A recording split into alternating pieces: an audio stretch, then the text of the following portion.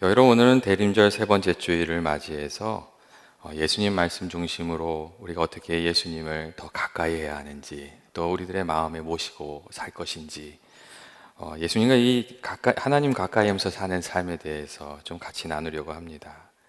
우리가 예수님을 받고 믿고 예수님으로부터 받으면서 누리면서 살아가는 복이 참 많이 있습니다. 하나님께서 우리에게 주신 복 가운데에는 우리 눈에 이렇게 세워지는 그런 복들도 있고, 또 우리 눈에는 보이지 않지만 귀한 복들도 있습니다. 그리고 생각해 보면 우리가 눈으로 이렇게 세워지는 복들보다 셀 수 없는 복들, 보이지 않는 복들이 더 귀하고 신령한 것인 것을 우리가 알 수가 있습니다. 여러분, 믿음이 그렇지 않습니까? 믿음은 눈에 보이지 않는 것이지만 믿음은 금보다 은보다 더 값진 것입니다. 어떤 이들은 믿음을 가지고 싶어 하지만 그 믿음이 잘 생기지 않아서 고민하는 사람들도 많이 있습니다. 이 믿음도 내 힘으로 되는 것이 아니라 하나님께서 우리에게 은혜로 주시는 것이고 또 선물로 주시는 것이어서 그렇습니다. 그리고 하나님 우리에게 주시는 복 중에 가장 큰 복은, 아마 이 보이지 않는 복 중에 가장 큰 복은 보이지 않는 하나님을 보고 하나님 알고 하나님의 은혜 가운데 살아가는 것이라고 그렇게 생각합니다. 우리는 늘 우리 마음에 있는 것으로 세상을 봅니다. 우리 마음에 품고 있는 것이 무엇인가에 따라서 세상이 정말 다르게 보입니다. 이제 제가 종종 드리는 얘기인데, 그 도끼 사온 사람 이야기 있지 않습니까? 어떤 사람이 그 장에 가서 도끼를 사왔다고 합니다. 근데 도끼가 없어진 거예요. 그래서 이 도끼가 어디 갔나 그러고 있는데 옆집 애가 아저씨 안녕하세요 그러고 인사하는 거예요. 근데 그 아이를 딱 보니까 꼭 그 애가 그걸 가져간 것 같은 거예요. 말하는 것도 수상하고 웃는 것도 수상하고 행동하는 것도 수상하고 꼭 훔쳐간 도둑놈 같이 보이는 거예요. 그래서 저놈이 내 걸 가져갔구나 이렇게 속으로 생각하는데, 또 며칠이 지나서 광에서 창고에서 그 도끼를 찾았대요. 그리고 나서 옆집 애를 보니까 그 애가 그렇게 착해 보이더래요. 이 사람의 마음에 어떤 생각이 무엇이 있느냐에 따라서 보이는 게 달라진다는 그런 이야기거든요. 우리가 무엇을 마음에 품고 있는가에 따라서 정말 같은 것을 보아도, 같은 일을 당해도 다른 것을 보게 됩니다. 사업하시는 분들은 늘 무엇을 보든 돈의 흐름을 이렇게 살피고, 또 이 정치하시는 분들은 늘 권력이, 힘이 어디로 가는지를 이렇게 살핍니다. 또 운동이나 이런 취미 좋아하시는 분들은 자기가 관심 가지고 있는 것을 늘 이렇게 찾아봅니다. 또 사랑에 빠진 사람은 그 사랑하는 사람 외에는 아무것도 안 보이지 않습니까? 그렇게 우리 마음에 담고 있으면 다른 것들이 잘 안 보입니다. 그래서 우리가 좀 이렇게 마음을 살피면서 좀 살 필요가 있습니다. 특별히 우리들의 마음속에 미움이나 질투나 원망 같은 것들이 딱 자리 잡게 되면 우리가 세상을 바르게 볼 수가 없습니다. 질투하는 마음으로 한번 봐보십시오. 그게 제대로 된 세상이 보이지 않습니다. 우리 마음속에 그 세상 욕심이 가득하면 세상을 바르게 볼 수가 없고 세상을 또 바르게 살아갈 수도 없습니다. 예수님께서 일찍이 그런 말씀 하시지 않으셨습니까? 눈은 마음의 등불이니 눈이 성하면 온 몸이 밝을 것이요 눈이 나쁘면 온 몸이 어두울 것이라고 그렇게 말씀하셨습니다. 이 말씀에서 눈이 가리키는 게 다른 게 아닙니다. 우리 마음을 말합니다. 우리 마음 눈이 밝으면 우리 삶이 밝을 것이고, 우리의 마음 눈이 어두워지면 우리의 삶이 어두워질 것이라고 그렇게 말씀해 주고 계신 겁니다. 정말 우리 마음가짐이 너무 중요하구나, 그런 것들을 생각하게 해주시는 그런 말씀입니다. 특별히 이 깨끗한 마음이 우리들의 삶에 참 중요한 이유는, 우리가 마음의 정함이 있을 때, 이 깨끗함이 있을 때 하나님을 보고 하나님을 알고 또 하나님의 은혜를 누리면서 살아가게 되기 때문입니다. 오늘 말씀도 예수님께서 마음이 정결한 자가 복이 있나니 하나님을 볼 것이라고 그렇게 말씀해 주셨습니다. 물론 예수님께서 이 하나님을 본다고 하는 그 말씀이 육신의 눈으로 이렇게 하나님을 딱 본다, 그런 뜻은 아닙니다. 하나님의 어떤 형체를 보는 것, 그런 것을 의미하시는 게 아닙니다. 이 말은 우리가 믿음의 눈이 열려서 하나님을 경험적으로 안다. 하나님의 임재를 느끼면서 살아간다. 그런 의미입니다. 이 하나님의 영이시기에 우리 눈으로 볼 수 있는 분이 아닙니다. 출애굽기 33장 20절도 보면 모세가 주의 영광을 내게 보여주소서 이렇게 간구하였더니 하나님께서 내가 내 얼굴을 보지 못할 것이다. 나를 보고 살 자가 없음이라.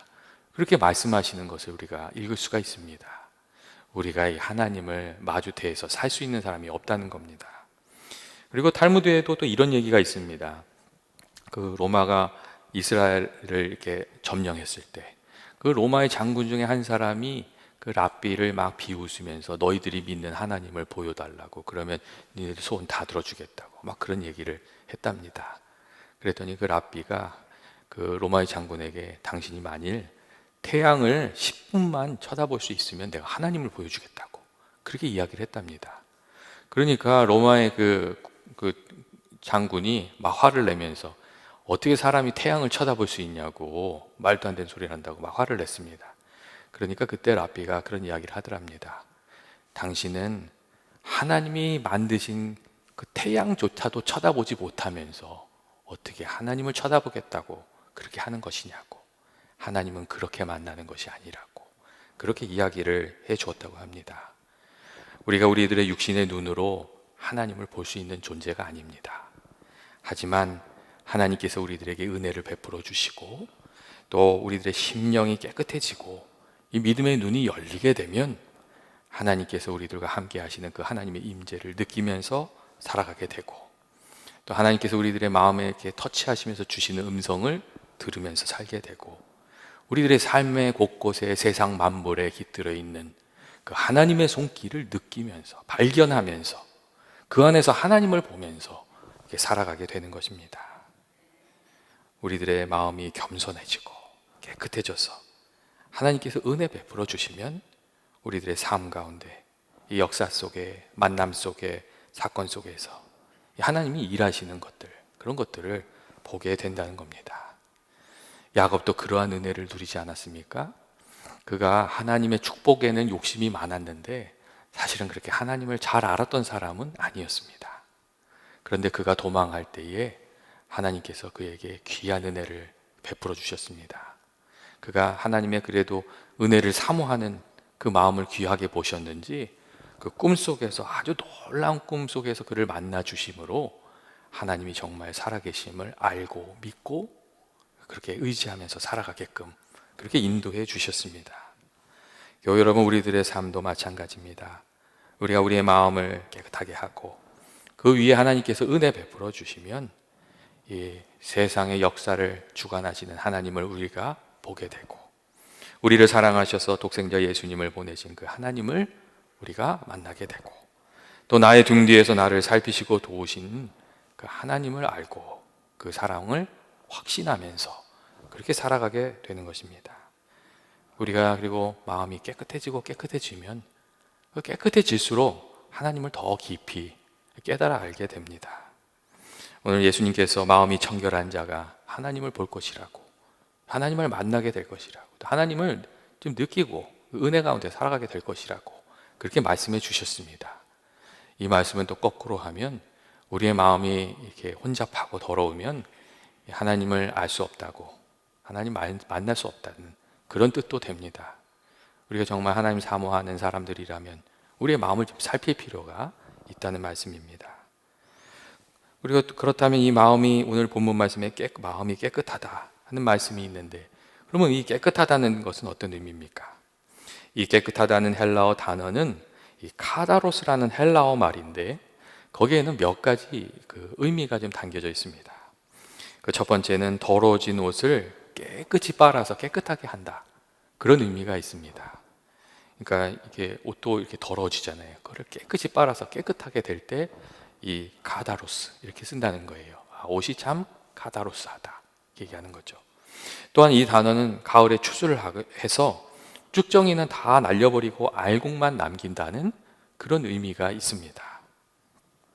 또한 이 단어에는 음식에도 사용되었는데 어떤 경우냐면 음식이 이렇게 섞여 있지 않은 경우, 그러니까 우유가 있는데 우유에 물이 타지 않은 경우, 포도주가 있는데 거기에 잡다한 것이 섞이지 않은 경우, 카다로스, 깨끗하다, 이렇게 쓰는 단어였습니다. 그리고 이런 의미들을 우리가 생각해 보면 우리 마음이 청결하다 하는 말이 무슨 의미인지 좀 우리가 미루어서 알 수가 있습니다. 먼저 이 마음이 깨끗하다는 것이 우리 마음을 깨끗하게 씻어서 이 거짓이나 악의가 없는 것을 의미한다는 것을 우리가 알 수 있습니다.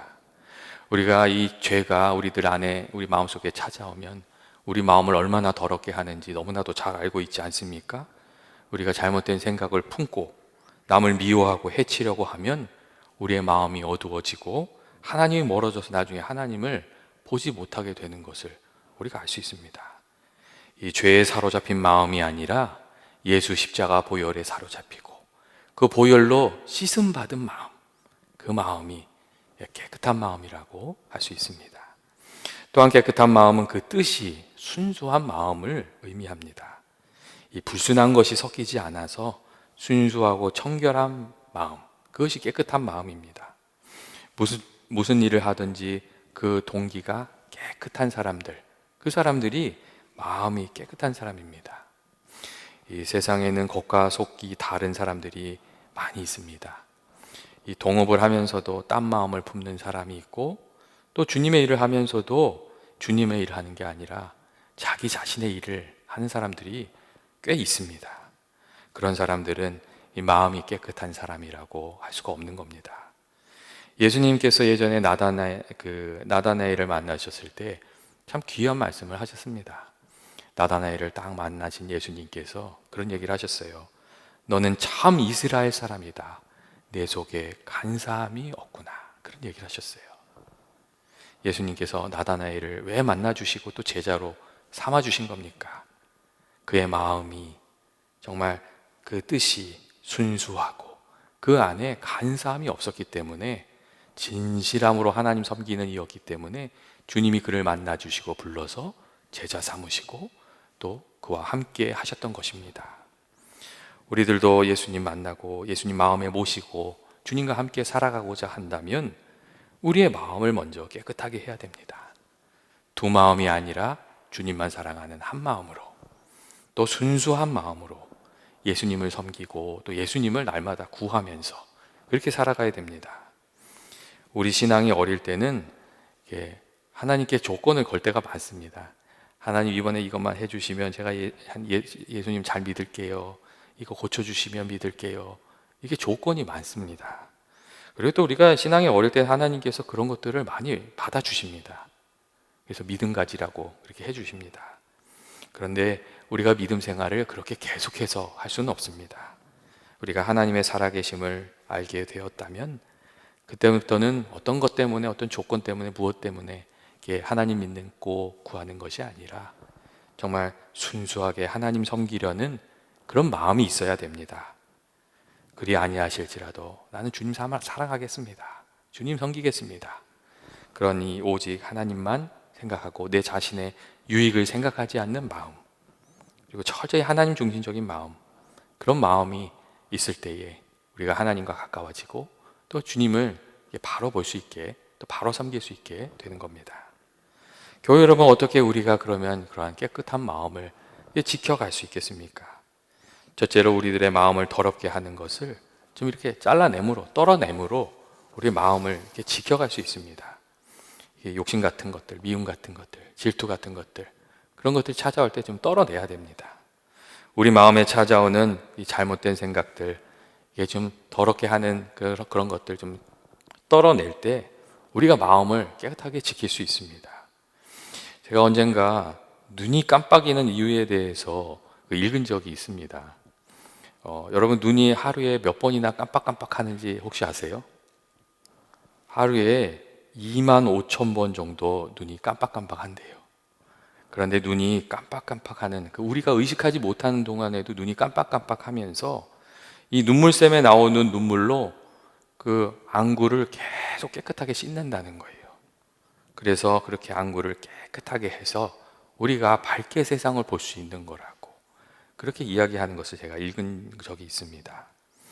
여러분, 우리들의 마음도 마찬가지입니다. 우리가 밝게 보고 또 밝게 믿고 밝게 살아가려면 우리들의 마음을 어지럽게 하는 것들이 우리들의 마음속에 이렇게 찾아올 때에 그것을 이렇게 좀 떨어내야 됩니다. 우리들의 마음속에 그 욕심이 찾아올 때 그 욕심도 좀 떨어내고, 우리들의 마음속에 이렇게 증오의 마음 같은 거 들어올 때, 화가 확 올라올 때 그것도 좀 떨어내야 됩니다. 이 화가 확 날 때 거기에 마음을 탁 내어주면 그 용서하지 못하게 되고 마음에서 계속 화가 올라옵니다. 그런 것들은 좀 떨어내야 됩니다. 그리고 이 거짓말 같은 것도 한두 번 하면 하나님이 옆에 계셔도 하나님 보지 못하게 됩니다. 우리들의 마음을 더럽히는 것들, 이렇게 좀 떨어내는 것, 쫓아내는 게 이 마음을 깨끗하게 지키는 방법입니다. 둘째로, 우리가 깨끗한 마음을 이렇게 계속 지키면서 살아가려면 좋은 것을 우리들의 마음속에 지금 공급을 해줘야 됩니다. 이 더러운 벽이 있잖아요. 근데 그때 그 더러운 벽에 하얀색 페인트를 칠하면 처음에는 그렇게 깨끗하지가 않아요. 안에 있는 것이 다 비쳐서 밖으로 보이거든요.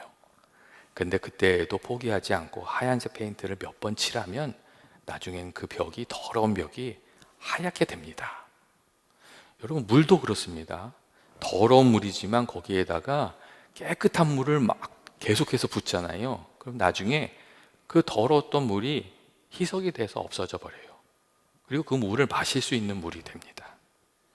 여러분, 우리 마음도 그래요.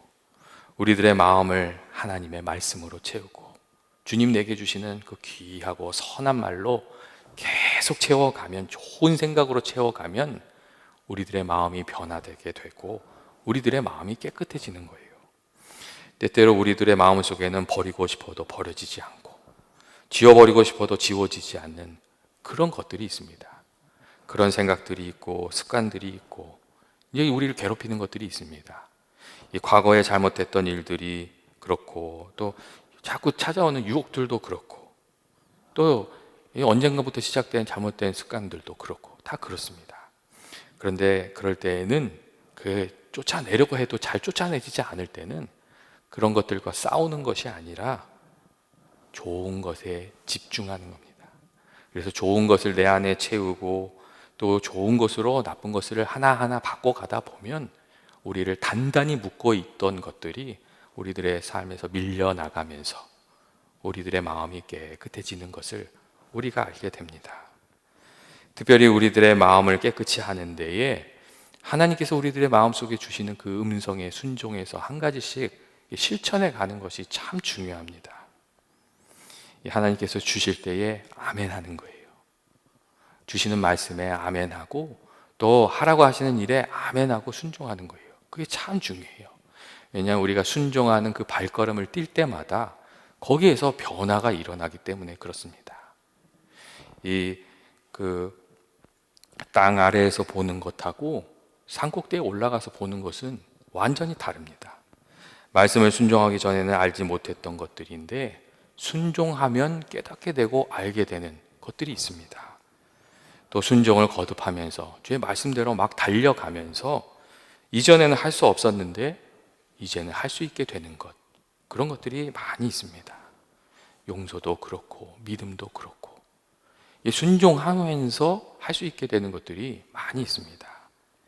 그리고 또 순종을 통해서 과거에 매여있던 것으로부터도 벗어날 수 있는 힘을 얻게 됩니다.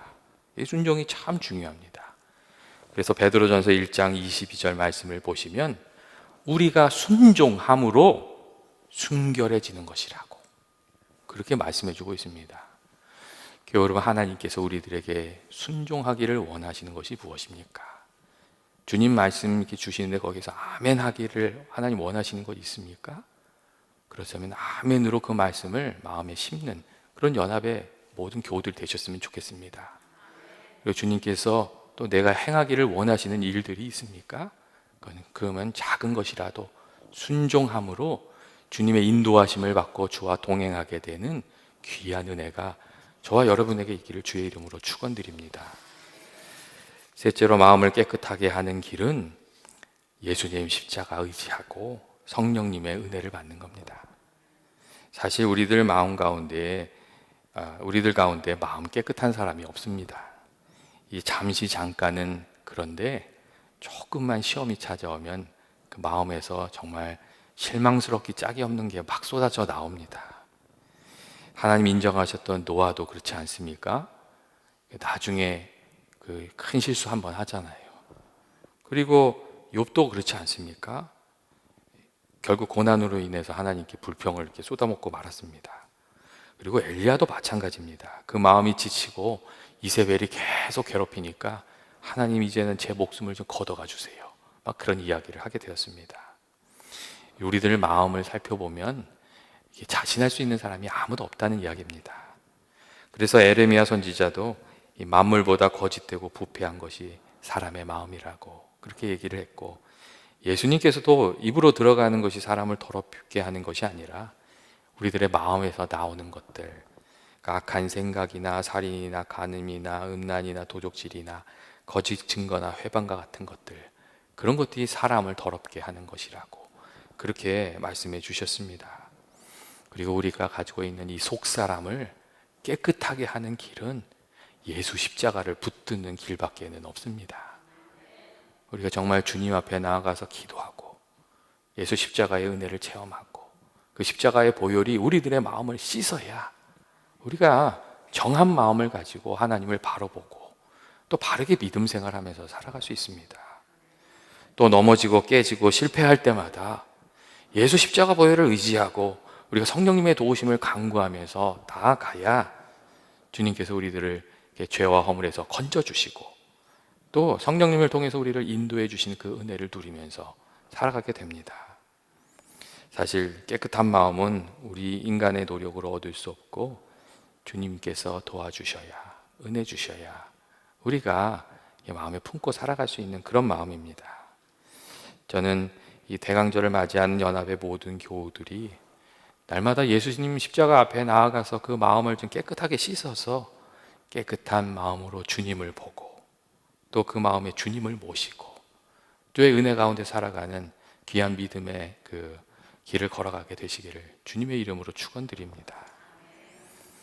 마지막으로 우리가 깊이 생각할 것은 고난과 시련 중에 우리가 믿음을 끝까지 잘 지키면 하나님께서 우리들을 정금과 같이 정결하게 해주신다는 것입니다. 때때로 하나님께서 이 고난을 사용해 우리에게 진 불필요한 것들 떨어내시고 우리의 믿음이 진짜 믿음이 이게 되게끔 그렇게 하십니다. 욥기 23장 10절 말씀에도 나오지만 욥이 하나님께서 나를 단련하신 후에 내가 정금과 같이 나올리이다 그런 말을 했습니다. 그리고 진짜로 그 자신의 고백처럼 욥이 그 고난의 시간을 통과하면서 자기 자신을 알게 되었고 하나님을 더 뜨겁게 만나게 되었습니다. 이 고난의 욥에게 있어서 고난의 시간은 참 아픈 시간이었지만 자기 자신과 하나님을 다시금 만나게 되는 그리고 하나님을 더 깊이 깨닫게 되는 그런 귀한 시간이었습니다. 교회 여러분, 우리들도 마찬가지입니다. 하나님께서 고난을 통해서 우리를 가르치시고 이 고난 가운데 우리가 믿음을 잘 지키고 또 우리 고난 중에 우리 자신을 깨달아서 회개하고 좀 내려놓을 것은 내려놓고 주님을 단단히 붙들면 이 고난의 자리에서 하나님을 다시금 만나게 됩니다. 그리고 하나님의 은혜를, 더 귀한 은혜를 우리가 체험하면서 더 깊은 믿음의 뿌리를 내리면서 이렇게 살아가게 됩니다. 우리가 낮에 많은 것을 봅니다. 이 밝은 대낮에 정말 많은 것을 봅니다. 그리고 밤이 되면 아무것도 안 보이는 것으로 생각합니다.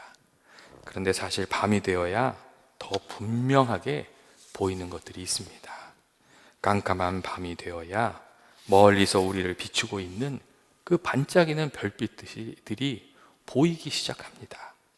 마찬가지로 우리들의 삶에 고난이 찾아올 때 우리가 비로소 보게 되는 하나님의 은혜, 하나님의 손길이 우리 가운데 있습니다. 사실 그 은혜가 우리의 등 뒤에 늘 있었습니다. 그런데 평상시에는 그걸 보지 못했던 거예요. 근데 고난 중에 우리가 믿음으로 주님을 붙들고 나아가면 그때 그 하나님의 귀한 손길이 우리에게 와 닿게 됩니다. 그리고 그 손길이 우리를 붙들고 있는 것을 우리가 알게 됩니다. 저는 연합의 모든 교우들이 정말 이 고난의 때에 믿음으로 주님을 더 간절히 사모하고 또 단단히 붙들어서 우리의 등 뒤에서 우리들을 붙드시는 그 귀한 주님을 보게 되는, 발견하게 되는, 또 체험하게 되는 귀한 은혜가 있기를 주의 이름으로 축원드립니다. 시편 51편을 보면 다윗이 하나님이여 내 속에 정한 마음을 창조하시고 내 안에 정직한 영을 새롭게 하소서, 이렇게 간절히 기도하는 기도가 있습니다. 다윗이 왜 그렇게 기도했겠습니까? 정한 마음을 가지고 있어야 주님을 바라보고 주님의 그 은혜의 그 장중에 거할 수 있음을 그가 너무 잘 알았기 때문입니다. 그래서 다윗이 시편 24편 3절에 이런 얘기도 했어요. 여호와의 산에 오를 자가 누구며 그 거룩한 곳에 설 자가 누군고 곧 손이 깨끗하고 마음이 정결하며 뜻을 허탄한 데 두지 아니하며 거짓 맹세하지 않는 자라고 그렇게 또 이야기해주고 있습니다. 다시 말하면 예수 그리스도 그 십자가의 보혈로 마음에 있는 그 모든 죄가 깨끗이 씻김을 받은 사람, 그리고 십자가의 은혜를 사모하며 주님을 늘 바라보면서 살아가는 사람들, 그들이 하나님의 은혜 가운데 살아가게 된다는 그런 말씀입니다. 우리가 지금 대림절을 살아가고 있습니다. 정말 이 대림절을 살아가는 우리 모두가 마음을 깨끗이 하고 또 하나님을 사모한 마음으로 주님께 나아가서 우리 주님이 주시는 귀한 은혜를 우리 마음속에 누리면서 그렇게 살아가게 되기를 주의 이름으로 축원드립니다. 같이 기도하시겠습니다. 사랑과 은혜가 많으신 하나님 아버지, 우리 마음에도 주님께서 원하시는 정한 마음을 창조하여 주셔서 우리가 깨끗한 마음으로 주님을 바라보게 하시고 주님을 알게 하시고 주의 은혜 가운데 살아가게 하여 주시옵소서. 우리 마음속에 있는 미움이나 원망이나 불신앙 같은 것들, 우리 마음 흔들 때 그것을 좀 떨어내게 하시고 주님의 약속의 말씀을, 주님의 그 사랑의 음성을 우리에게 들려주셔서 우리 마음에 그 약속의 마음을 품고 믿음으로 살아가는 저희들 되게 하여 주시옵소서. 주께서 연합의 모든 교우들을 붙들어 주시고 지켜주시고 늘 인도해 주시길 원하오며 예수님의 이름으로 기도합니다. 아멘.